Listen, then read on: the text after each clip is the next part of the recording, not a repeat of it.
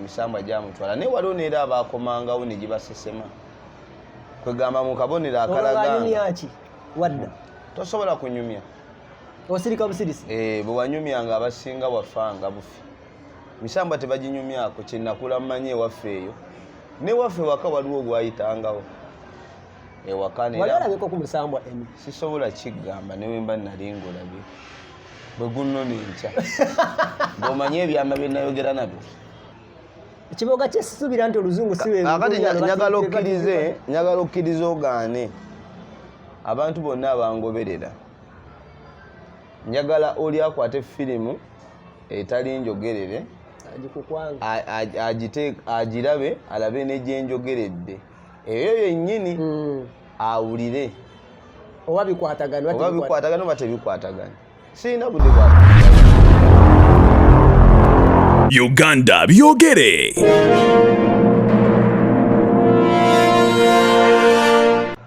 Abatulaba ku mukutu gwa Uganda byogere tukyali wakati mu mboozi ya VJ Emmy ono sebo mwogezi wa firimu ekifaananyi kyomulabiramu tosaana kukitegeera omanyi wabeerawo owulira muntu nga ayogera firimu ng'omanyi musajja mukulu awedde emirimu but kyetugezaako okuba nga tulaba yeyo story eyannamaddala egezaako okuba nga ezimba VJ Emmy otuuka omuzannyamu bu TikTok obuchallenge oba simanyi oba obiraba nobiraba oba tubiraba mbiraba abaana abakuzannyamu olubobbo actually yogwemu kati atrending simanyi oba ekyo okimanyi mu kaseera kano kakati nkimanyi sinze nze owakabi atrendinga otambula uve kawempe ngenda kusikaawo kisanze nassa nassa nga neetayagala kukwata ku kyuma waliwo omwami baali bamuyita eyalinga maneja w'ekibanda ebiseera ebyerinnya kuba biseera biwanvu naye kusike bwenkolerawo ate era waliwo omuvubuka mu nsi muno njagala nnyo abantu babe nga bayiga ekintu kino tetugezangako nnyo okubanga tulemesa abalala oba obutayagala bantu kubanga abantu abo ge madaala mu nsi muno mwenna abantu abalimu buli omu olina okubanga okola muno eddaala a step omulala kwalinnyira yeeyongereyo kubanga ate alinnya ate akuweereza omukono kati nze bwenzize nga ndaba obulamu bwange gye buze bweriveetingamu kiri ku bantu bembeera nabo either kubako abansuula oba benninnyirako kunaye muvubuka yagenda naŋŋamba fuba olikodinga eyo firimu kuba kakati olwo nga twagala tuve kuba nze nasooka neŋŋamba bwenfuna wenkola nga nfuna 55,000 nga omanyi embeera z'ekyalo 50,000 tezaabanga nnyangu okufuna era twalinanga sizoni ya mmwanyi awo jjajja n'akuwaayo endebe n'osanyuka naye wano we tujja mu eno ensi omuvubuka gwe nasanga ku sikka awo ntandise okukolera awo kubanga sikke nasa yakolangawo ng'ez'emisana ziba zaki zonjogerere kati n'ensaba oyo omusa oba yali nomuyita Kaggwa naye sikijjukira bulungi yakolanga ku ekyo ekibanda ne musaba nange mpengayo firimu naye ng'oyogerera ne bakuvuma abantu vaayo nafuka vaayo abantu baali bavuma ffe twayogerera firimu abantu bali bavuma era ava ku bano bavijja oli ava eri buvi n'ayiikawo ati n'akola bugasi yawe n'ayiwawo naye ffe nga bagamba vaayo awo ate tosobola kuddamu naye omuntu anoonya kyayagala nze kankubulireko nze obulamu bwange bwe mali n'ekintu kyengoba okuwummula nga nkifunye okitegeera sifa ku kiki balala kye boogera nabeera kusikaawo Kaggwa oyo naye babanga tebanjagala n'abamu ku bakozi abali bakibanda kyali kyamaanyi obanga ku kibanda kyali kikolanga ssente eri yali nga bw'olaba kino ekifunga kyonna nga mulimu hoolo eki yali y'amaanyi nga yenkana ne baseesa waliwo n'endala awo malimu hoolo nga 3 ez'amaanyi awo ne Hevekyumu yakoleranga sayidi eri Hevekyumu siyo n'ateekamu eko Hevekyumu tateekangamu eko waliwo ateekamu ani oyo ateekamu ICP ya bintu byabwe ebyo kati nze munaye sissaamu eko bya bintu byabwe naye munaye era waliwo abantu era waliwo ababyagala manye bino ebintu biba byakusanyusa bakasitoma ekirabika bakuba akasimu nemugamba tuyiremu eko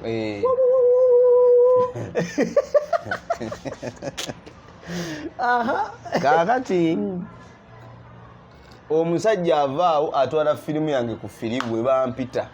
Freeway yali kiwolo nayo library zezo nno Freeway ezaali zitunda firimu enjogerera ebiseera ebyo. Atwala firimu yange ku Freeway, Madam Freeway ampita. Mukyalo oyo bambi yafa, Mungu amumuze mirembe. Nga bampita nga baŋŋamba tugenda kuwa buli firimu gy'oyogerera 1,200. 1,500 tujja kugattiramu ne transport. Awo buli firimu gy'oleese 1,500 bw'ogattako transport ziba 2,200. Kati bw'oleeta firimu 2 ziba 10,000 mmeka? Olaba levo bw'erinnya. Abantu balaba abantu bw'osanga mu kapikiniki ne sikutwalako tonooma. Owulidde? Oyita wala. Akasente ke nninawo akatono Mungu kakyampadde omukisa baaba kava muntu oyo. Eky'ettaano kituuka. Kati jjukira n'eri bampaayo ennya awo ne ntandika ogeegenya okudda ewaka. Kubanga bw'omanya nti okola ku mulimu ofissaako n'otereka. Eri ennyumba wali wagisiba ku mufaliso gwo nga togusulako osula mu bibanda? Nasulako mu kibanda nze naddala we nabeerera ekawempaawo. Ku mitto gy'ebibanda egyo nga mulimu omufaliso era bwe muggalawo bwe muti nga nze nasolooza twebakaawo. Serebu awo ebyo teri abimanyi oba olina kyonoonya. Era omuntu mu bulamu owulira nti sinnatuuka wendaga nkyalwana kubanga ebiseera ebyo nga jjingo ayita buyisiwa mu luguudo bwe bati abantu ne bafa nga bamumanyi by face. Abantu bali bamumanyi. Olumu yajja ekawempe eyo twakolanga n'omuvuka bamuyita Makumbi. Oli omwana n'asavuwalinga n'ayiwa n'endusu ng'alabye ku jjingo. Mukama Katonda. Naye goli aidowe nange nga nfuuse faani olwo. Era byokolanga biri mu yiye bwati. Nenkomawo ne ŋŋamba apaana nina okukola. Kati omukisa gujja nga ntandise kulikodinga firimu. Ne ntandika okukola omanyi firimu zisaasaana nga ziri ku tape by then. Box office ne bantuukirira. Ne nkolerako ne Michael Katz. Awo akasente ne kakola ki? Ng'oyinza kati Michael Katz oyo yatanga firimu ni lwa 6 naye nga buli wazita obeerayo n'enaajo emitwalo. Buli lwa 6 oyinza okuba okoze kubanga yagambanga nja kuwa firimu 10 ezezi 5. Kati n'okola firimu 7 si gyesatu kitundu. Box office awate box office ye yagala kunteeka ku contract nga nneme kuddamu kukola ki walala baliyo bawe batuukira. Awo ebintu nga bigenda bigonda olengera. Kati era lyonna essanyu era waliwo gaayo baali bamitanga seewa naye simanyi bambi gyali kuba enseene buli omu emuzunza nemusajja emutadde. Naye oyo yali entandikwa yange okufuna ku sente za library kuba ye yakwata firimu n'agitwala ku Freeway. Baali bagiyita Belly of the Beast. Sola gyerabira firimu yali ya Steven Sigo. Awo erinnya manyi bulungi Steven Sigo. Gye nasooka wamukakanako n'omutandika omutaputa. Ne bagamba naye oluzungu totubuulidde olufuno otya olupiikinga obudde eri ekiboga eri. Ekiboga kyesisubira nti oluzungu siwe. Akati njagala okkiriza ogaane abantu bonna abangoberera. Njagala oli akwate firimu etali njogerere agirabe alabe n'egyenjogeredde eyo yennyini awulire oba bikwatagana oba tebikwatagana. Sirina budde bwakulimba abantu owulidde. wadde ebitabo byange byali bya mu kyalo katonotono. Obwangu bw'okozesa okulaba akantu nga kayitawo wansi ka title turu okujjako ekigambo nga tebakyogerangako kubanga waliwo ze tuyita slangs naddala firimu ez'Abamerika wabeerawo slang empya ne bagikyusa kwegawe n'akireeta mu layini bakyeta mu layini eyo baga layini zino ekigambo kino kitegeeza ki dictionary tekiyina n'ogenda ku Google ate no slang ogiraba tosobola kumanya na spelling yaayo. Kati okola otya? Kati simanyi na bwe nkunyonyola naye okubira beeri tobakubira naye wagenda wayita akaseera ogenda okyebuuzaako. Kati nina emikwano gyange abazungu bangi Abamerika ate nabeera batandika kungoberera luvannyuma. In fact bo baali balowooza mu Uganda bijje Emmy aliwo omu era eri bamanyi ndi muzira bamanyi nze nakitandika nze gwe basooka okulaba mu ngeri yayogerera firimu ewoomesa. Kakati tuddayo tukyali wakati mu lugendo olwo mbadde nkusaze nga njagala kugatta bulungi nnyo Emmy wayinza okufokota Beast of the Beast. Oluzungu lw'abo abasajja Abamerika olutafuta oluze eri munnansi abitegeere nga tosavuwazza toyongeddemu bibyo tosoose kulindako obugambo obunene obuzito. Omanyi waliwo emuwanvuya omuyaye n'awanvuya n'alaba nga aliwo ekigambo ekijja ekizibu atakitegeere n'asooka awanvuyamu n'atwala n'ayogera ebirala kiyitawo n'ayeeyongerayo. Efirimu ezo oziraba kati jingo firimu ze batandikiramu okukolaawo kwali ezo simanyi Last Stand at Langa May. Mwoza mwalingamu ebigambo bimeka? Action.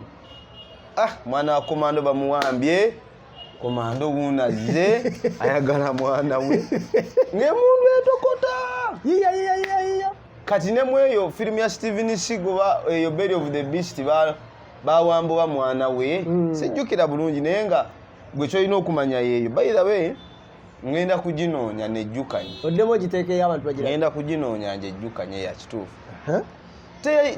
ebiseera ebyo kyengeza kugamba nti ekikaluba mu firimu slangs ate wayita akaseera era omuntu you catch up with them n'omanya wano nga kanaffe tukyusa Oluganda netulunyola amatooke kuba ettooke n'otegeerako nti kati oli agamba amatooke ogamba bategeeza kino kitegeeza eyo nagwo okwokyayo nti baba ampayo ku kasenti anyokyezaayo nga naffe tubyogera bano kuba mulundi gwe nali e Canada abasajja batwala mu restaurant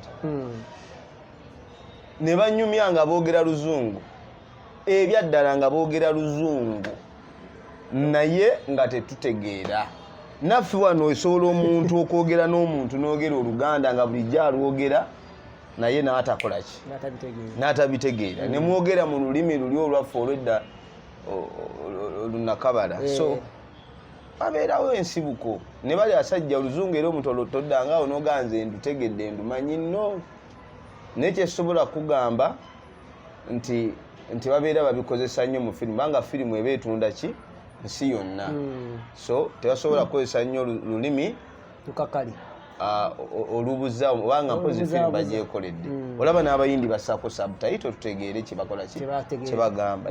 Firimu tosobola kuŋŋamba nti Oluzungu lunemesa ogikola ki ogitegeera okuggyako eri omulala oyo yenna tasobola kutegeera Luzungu naye nze bwe mba nga mpulira.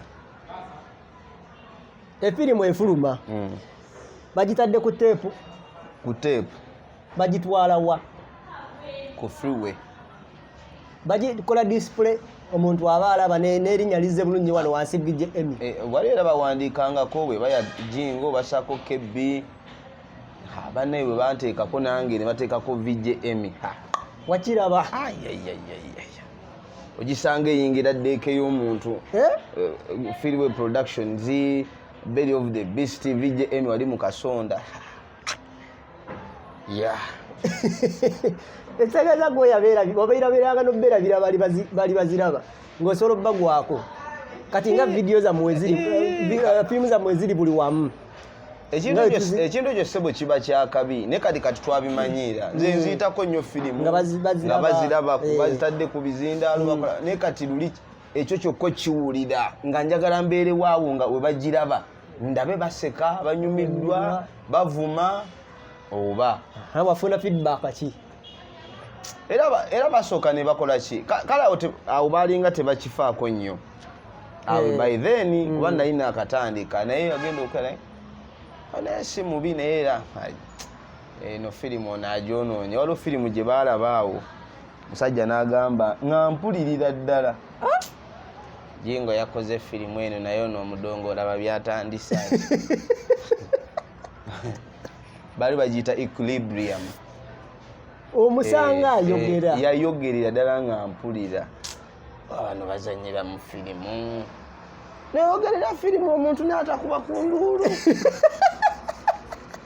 naye nze kyamazima nafunanga negative energies nyingi mu bantu from different perceptions naye nga ngamba ekyokuba enduulu kyali kibatta nga bakyagala okiteekemu nga baagala nnyo oba nga okakasa oli mwogerezi yesebo olina oyogerera firimu kibanda abantu ne babuukabuuka ne bakuba enduulu ekyo bwe kibula ba ku firimu tambula n'olwaleero omuntu ayogerera firimu abantu ne beebaka ne bagamba yasinga imagine naye abedde ebyo tosobola bikola tosobola kusinga nga gwe abantu oyogerera firimu beebaka tekiriiyo tekiriiyo ffe we twabeerera era nze nsaasira nnyo bambi ne bavubuka bajja wano actually nze Mukama Katonda yampa ekisa teriyo vijja ngamba nti sirina wakolera ne mugatojja era bavijja era nze mbagamba mubayo naddala abo abato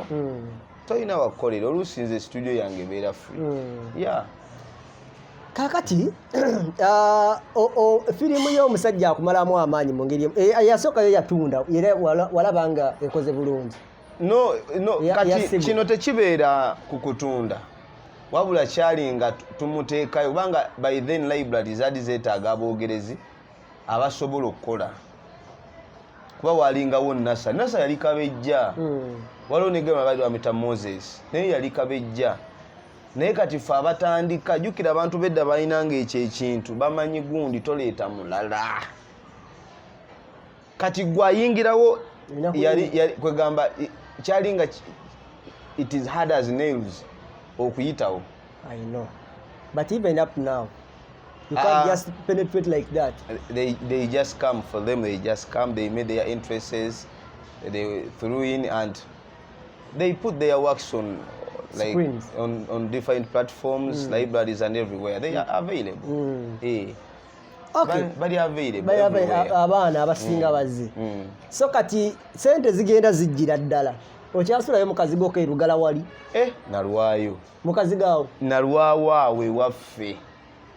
Tona bakuzaako muntu gw'okubattooka okulinnya lyotandise okulaba kati okutandika kubanga awo omanye ebibanda byalinga bikyatuyayaanira by the way natandika kuba we nava ku box office nga box office enina enezizza nagaana wali olinamu amagezi agagana by then nze byange sibikola ku ntegeera yange Katonda abaawo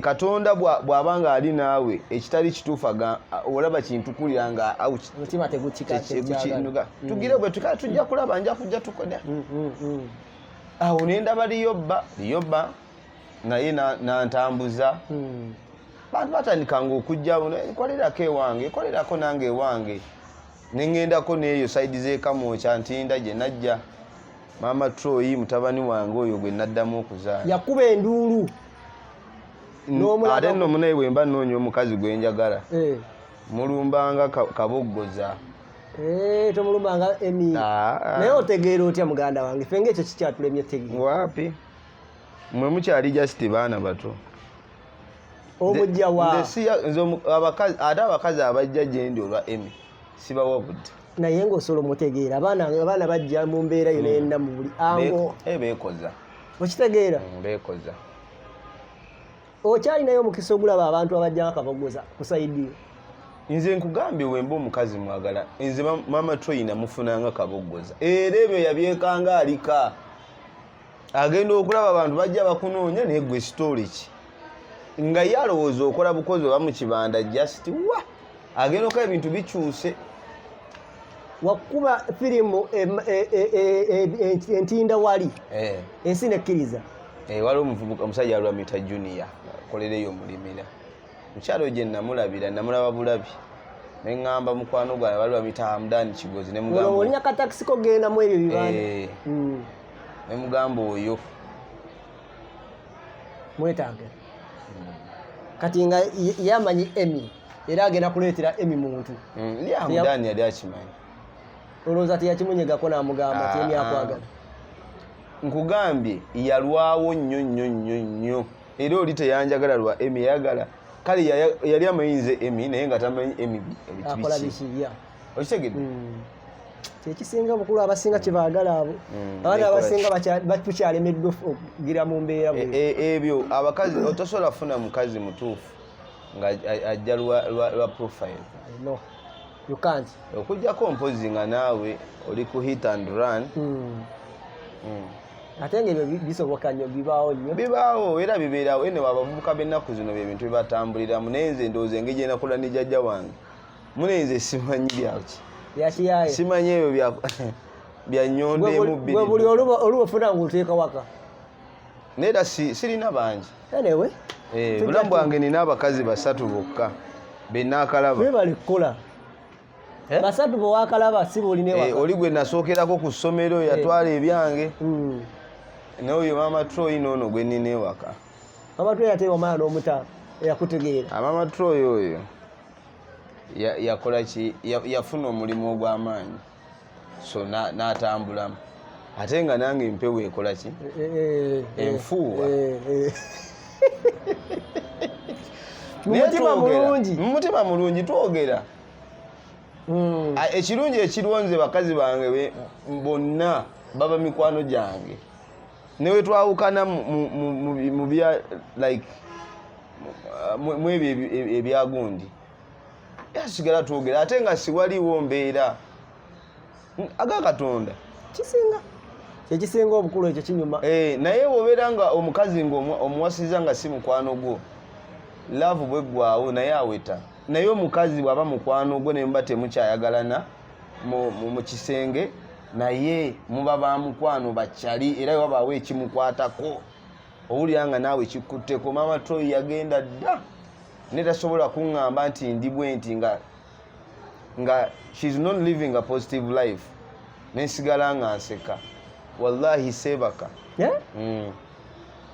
ngamba bannange ate omumbejja wange abadde ki omumbejja olwo ali ewaka asigala olowooza ati gwekirowoleza mu mutima ng'oyite omumbejja nanti naye kati omuntu akuyiga namanya naye waligenda talina gy'alaga ate alagawo yajja kgenda ate oli yali azze kukola ki yali azze genda kufuna mulimu mulala oli bajjajja saabagamba kati nabagamba ono yaba asemba namugamba ono nze nkoye okutagala kati soka tuwumulemu katono nsokwata tukomawo Subscribe to Uganda Byogere. Tuli nawe.